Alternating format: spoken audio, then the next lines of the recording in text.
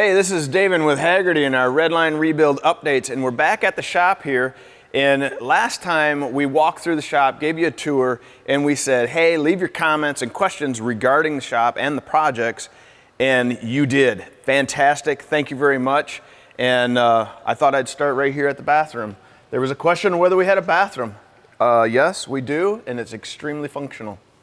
So after that, there was other questions relative to some of the equipment that we have, how we're dealing with stuff relative to the sound. There is a little bit of an echo in here, but we have some noise panels up on the wall that are helping that. And then of course, good mics help as well. And then as we add stuff to it and we break up all the flat surfaces, that echo will of course diminish. I'll start over here in the other room, over in this corner, adjacent from the restroom is our compressor room.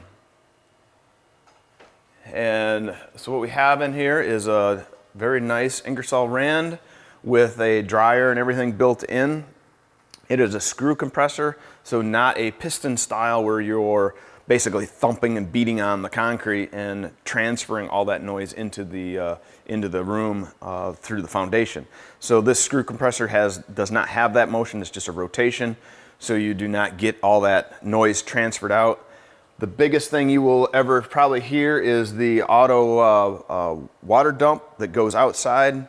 You'll hear high pressure noise potentially. And then when this does kick on, the dryer, the fan on the dryer makes more noise than the compressor does.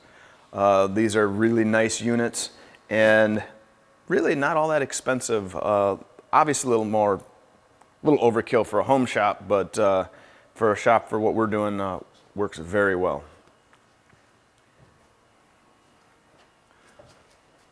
All right. Then there was some discussion that we breezed over this 500 Suzuki motorcycle. This actually is a motorcycle that was at the barn find relative to the 1950 pickup truck. And one day when I was venturing back over there, it was in a dumpster ready to go to the scrap bin. So we've saved it and not sure what we're going to do with it after that, other than enjoy it in some fashion. All right, one of the next questions was relative to our tool situation. What we have is a good partnership with Craftsman, and they've provided us some toolboxes and of course some of the hand tools. We've also brought in what we had already, of course, and we're using them. Now, we're trying to go through still and get everything organized and know what we really need at each station. But in general, every station will have, a full set of hand wrenches, socket sets. This is like the 290-piece socket set from Craftsman. And then, of course, extra. I can never have too many hand wrenches because, well, I set them down and then forget where they're at and then have to find them later on. Good set of impact sockets, a good impact, of course. And then on this lower base cabinet, it's only a workbench. It's a little bit longer. Same idea, like in this, we'll have one set of good pullers to utilize, which we've had this set all along. We just had it in a box in a stand-up cabinet, and then a couple body hammers, files, and some hand or air tools and such. Lots of people like to use pegboard in their shops, so they have pegboard and have tools hanging, and then of course silhouettes painted and all that jazz, so you can see what you have missing more than anything. But the idea is I'm going to use this. This is actually a trailer organizer. And you can see it's pre-labeled actually for some wrenches and screwdrivers in the center. But this will be a nice, real quick grab. So some of the wrenches that are like in that drawer that we're using constantly, I'll use, have them maybe a little more readily available that way. Not sure what's going to land in all the storage cabinets, but again, the idea is that we're going to have each bay set up so it's on its own. To minimize some of the leg traffic running back and forth and improve our efficiency. So somebody posted, hey, you need to have a whiteboard for all those projects going on. There it is. We have 2 gnomes working on it as well. So we had a question relative to the floor and what we did special to the flooring and what you would recommend as far as what to apply on the floor. This particular floor has fairly older paint on it. We chose not to do anything with it, but obviously a good 2-part epoxy is very hard to beat. That is what we have over in the Hagerty garage with the collection over there. But in here, from a working environment standpoint, the paint will be fine. The biggest thing is you want to be able to do is really, if you spill something on it, clean it up right away so you don't track it everywhere. So if you have an oil spill, no big deal. Again, put some oil dry on it, get it cleaned up, use some cleaner to get that grease off of there, and that will mitigate how much you stain and how bad your floor will look. So there's a question relative to what our future tools will look like. And there is a quick short list of what that future looks like. Yes, I'm in the market for a lathe. I'm in the market for a mill. Because as you remember in some previous projects, like at my home shop, I have a little small benchtop lathe that is very valuable as far as, that real quick, make a tool, make a spacer, make a driver. And then of course you get into the occasion where you have to actually modify the part you're trying to install. And that really makes things nice and a little more efficient. And it's nice not to have to rely on, running over here or over there in someone else's time if we can contain it ourselves.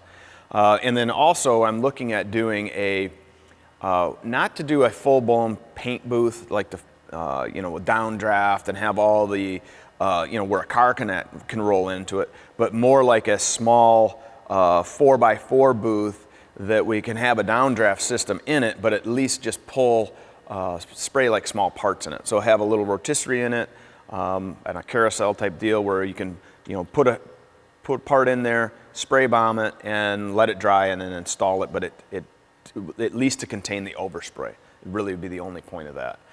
You'll still have some of the fumes in, but the amount that we're going to do won't be anything horrific. So one of the days we were over at the Thoroughby's machine shop, and Joey asked me, he goes, "Boy, you need that up on the shelf." And I said, "Yeah, I do. That's pretty cool." So what this is an Atlas motor analyzer.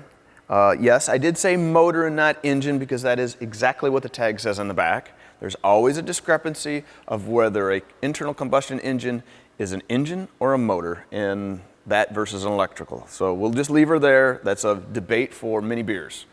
But what this engine or motor analyzer does is it allows you to, in an old school car, basically it's your small, currently like a snap-on engine analyzer that reads the codes. Well, this reads the codes that doesn't have a computer in the car.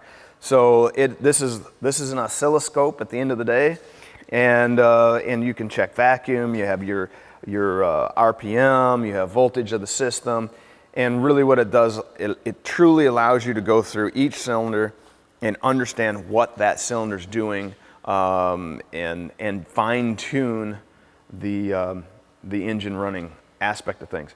These were very prominent, of course, through probably the 50s through the 70s, and then once cars started having computers in them, obviously these went to the wayside. And of course, they're bulky, they're huge, they're interesting to look at, and they come with a chain on top of them to lift them because they're stupid heavy. But at the end of the day, what we want to do, whether we get it to the point where it's functioning and actually we can use it, we're going to at least clean it up and keep it as some wall art because it's pretty cool to look at. So another comment was, "Boy, are your walls bare?" Yes, they are, but they're a beautiful gray color. They're perfectly new. And you're right, they're bare and they're boring. But somebody wanted to know, where's that Bug-Eye Sprite hood? Well, it's right here. And at some point, we're going to find it up on the wall, and I've managed to find a couple other hoods. I got a 37 Ford hood and actually an old Model A hood. So we're going to probably put those up someplace, just not exactly sure. Obviously, our first and foremost is to get the building functional and start fixing stuff. So in our garage tour, we kind of breezed through a couple of the other engine projects that we had laying around and where they were headed, and one of which is this 440 Chrysler engine that is going into the Snowball race car. And from talking with him here the other day, this was a motor that they had laying around extra, and quite honestly, that's all I know. It's a 440 Chrysler. I'll say that is some of the beauty and intrigue for me as far as how I, as we go through the project, I'm learning as I go relative to, the history and what is in it, and quite frankly, how to put it together. So follow along, because that one will be fun. I know there's been a lot of questions and concern that we haven't put out a Redline rebuild time-lapse video lately, and obviously, given this current situation around the world, we've got a little waylaid on a couple projects. But this 440 will be doing exactly that. It will be a time-lapse build, and then we're also going to be doing the race car. And rumor has it that there might even be a special guest of Tom showing up and putting some hands on the car as well, and then marry these two projects together and get them out on the track and then revisit Snowball. All right, so I want to visit a couple questions that we had relative to the Chevy pickup truck the other day. A couple people noticed that there was a little shiny spot, let's just say, underneath the pickup truck. I was actually underneath there this morning. It is oil, and I have 100% no clue where it came from, because the bottom of the engine is dead dry. The only thing I can see really where it could come from is the draft tube. This has the old school road draft tube, and if you look at the videos, you'll see what I'm talking about. But so any amount of oil that gets blown up into that obviously has to go someplace eventually, because it is a down tube. So I think that's where that's at, but I'm going to keep an eye on it, and if we find something crazy, I'll keep you posted. Now, relative to the wheels, there's been some concern or questions relative to what I have on here for wheels. And some people that love the white and some people that don't like the white. I get it. The original wheels on this were split rims. I have them. They're rusted like crazy to the point where I cannot get them physically apart. So they're going to the scrapyard, unfortunately. But I did find these, given the 8 lug pattern and really kind of the offset, they're a little trickier to find. And yes, these are 100% trailer wheels. They function perfect. After that, we may rattle can them, we may do some other things. I like the suggestions. Throw out what makes sense going with the color of this. The only thing I'm going to tell you is I'm not doing is chartreuse green. That is not happening. So in the last video relative to the pickup truck, you saw I took a big sheet of plywood, laid it down in there, and then tipped a cabinet in and drove it over here to the new shop. Since then, we now have gotten some of our rough sawn wood, so we can start putting our planks in and get our bed shored up as far as functional. And as soon as I get my taillights in, I get my safety inspection done and get a license plate on it. All right, so now we've walked through most of our questions that we had relative to the shop and a couple of the projects that we have here going. But there's one elephant still in the room, and that elephant is, why is this truck still rusty looking? Roll back and look at where we pulled this truck out of. If you remember, we pulled it out from the barn find. It was knee deep in dirt. We had to dig it out. We had to pull, we ripped a Thunderbird in half actually trying to get it out of the way to get to this truck. And the intention was never anything more than prove the point that you can get into the hobby, have fun with it, do the work yourself, and take something out of the field, which you find everywhere if you look hard enough, and get it out, do some freshening up, make it safe, and drive it down the road. Paint doesn't make you safe. Be able to stop and pull over makes you safe. The truck stops, it pulls over, and obviously it stops. It means it goes down the road, so the engine's fine. Now, granted, we did a Redline rebuild on it that it did run the way it was, but we did a Redline rebuild on it for other reasons. And yes, we made that painted and we made it look beautiful. And when you flip open the hood, it's the star of the show, not the rest of the truck. But it's functional again. We didn't want to restore it. It didn't need to be restored. There's plenty of restored vehicles out there. And quite honestly, the condition of this truck doesn't justify restoring it.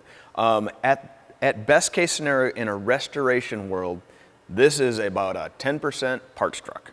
After that, 90% of it's garbage. So, but from a running standpoint and not being beautiful, it's perfect. And it will haul our parts, greasy, grimy, whatever we want to put in the back of it. This truck's going to see snow. Most people will faint at the thought of driving an old 50s truck that was restored to the T's to run out in the snow. We're going to put some snow tires on it. We're going to drive it across town. We got to deliver our stuff. It's our parts runner. It is what it is. We're going to have a grin, and we're going to wave, and we're going to have a lot of extra clothes on in the winter. And in the summer, we're going to have a lot less clothes because it has no AC. But hey, the windows will be down, arm out the window, and again, sunglasses on and grinning. How much better does that get? So hopefully I made a pretty decent attempt here to address all your questions, at least that we have right now, relative to our last video, and as far as what the shop is going to do and all the projects that we're working on, this and that. Trust me, we have a list of projects longer than my arm in small type. So we're not going anywhere. We got some cool stuff to do. We have some event stuff that we're going to try to get to and some things like that. And some of the cars are going to be prettier. So you'll like that. It's good. Now, keep leaving your comments. I try to address as many of them as I can, and they're always addressed relative through Hagerty, even the ones that are sometimes tough to answer, or maybe we don't want to answer. But I always try to have an answer and be very honest with where things are at. So I really appreciate you watching our videos, enjoying them, leaving your comments. Again, if you haven't clicked and subscribed by this time, man, you are way behind, because there's a lot of people that have and a lot of people that are enjoying this, and I'm glad. So get in the shop. Look at this shop. It's beautiful. Aspire to something. Go get your project done, and then just enjoy life. See ya.